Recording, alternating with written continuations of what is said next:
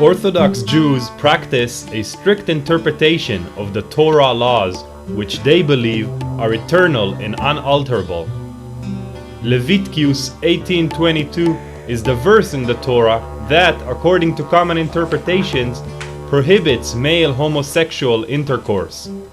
Ron Yosef is a rabbi in an Orthodox community in the Israeli city of Netanya. In August 2009, Rabbi Ron came out in the open about being a homosexual. יש אנשים בקהילה שלקחו את זה מאוד קשה. פנו לרבנים לשאול אותם אם זה בסדר, אם זה לא בסדר, אם אני יכול להמשיך בתפקיד, אם לא. חלק הביע תמיכה והבנה ונתן עידוד. זה בעיקר בא מהדור הצעיר. אז בעצם התרחב כאן המעגל של השיח. זה כבר לא משהו שאפשר להתעלם ממנו. Nearly a quarter of Israel's Jewish population practice Orthodox Judaism. Around the world, there are hundreds of thousands more Orthodox Jews. In this very conservative society, one Leviticus verse was enough to make homosexuality a social taboo. נכון, התורה וההלכה אוסרת באיסור גמור משכב זכור. להומוסקסואליטי, כל החיים, בטח בהקשר המיני, הם מה שנקרא חיים אפורים. וכל עוד בטח אין פסיקה של תלמידי חכמים, ואין התעסקות בנושא הזה, ואין תשובות חד משמעיות, אז מי אני הקטן שייתן תשובות לאנשים? Unlike others who stay in the closet, Rabbi Ron has placed his personal life in the public spotlight. He has taken the topic of religious gays out of the closet by exposing the inner conflict he is living through as an Orthodox homosexual. זה מאוד קשה לחיות ללא חיי מין. אבל גם אדם הטרוסקסואל דתי הוא לא יכול לעשות כל מה שהוא רוצה ואיך שהוא רוצה, כי הקדוש ברוך הוא נתן דרך מסוימת והוא מוביל את האנושות בדרך מסוימת. זה בעצם החלק העיקרי של האמונה של האדם.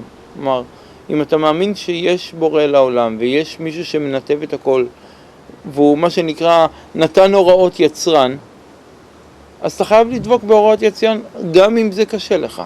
In 2008, when he was still in the closet, Rabbi Ron created Israel's first organization for Orthodox homosexuals, called HOD. המטרות שלנו מבחינת ארגון הוד זה הובלת שיח ציבורי, הלכתי וחברתי, מתן מענה ואוזן קשבת, תמיכה וייעוץ ראשוני לקשת רחבה של הומואים דתיים מכל המגזרים.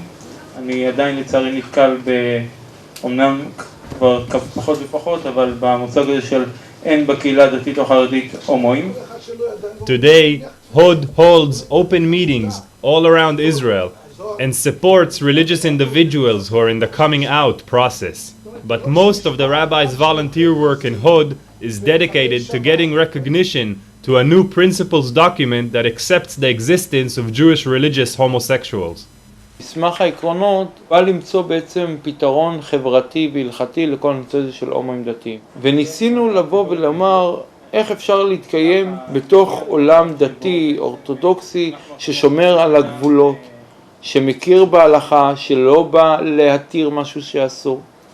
ואנחנו בעצם עושים פה פעולה של חינוך והסברה בתוך העולם הדתי, בקרב הרבנים. אני מאמין שהמסמך העקרונות הזה, בסופו של דבר, וככה אני באמת מקווה, שהוא יתקבל על ידי מה שנקרא גדולי הרבנים. Undercover as an energetic society changer, Rabbi Ron is also an individual.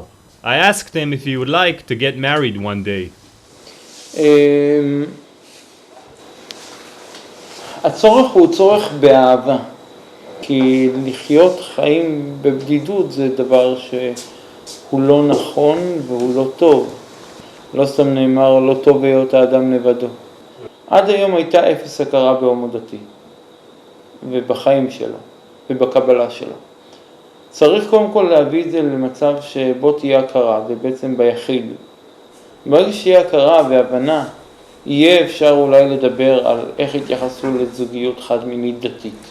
After coming out of the closet, Ron Yosef continued to serve as a community rabbi in Netanya, but his principal document has so far been approved by only a few of the leading rabbis in Israel.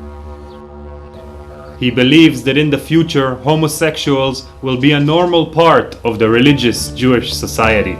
כל עוד דברים לא פוגעים בדרך שבורא עולם מצווה, אני לא רואה בעיה. עוד פעם, יש הרבה מאוד שאלות פה, וזה מה שהציבור הדתי והרבנים יצטרכו לתת עליהם מענה בזמן הקרוב.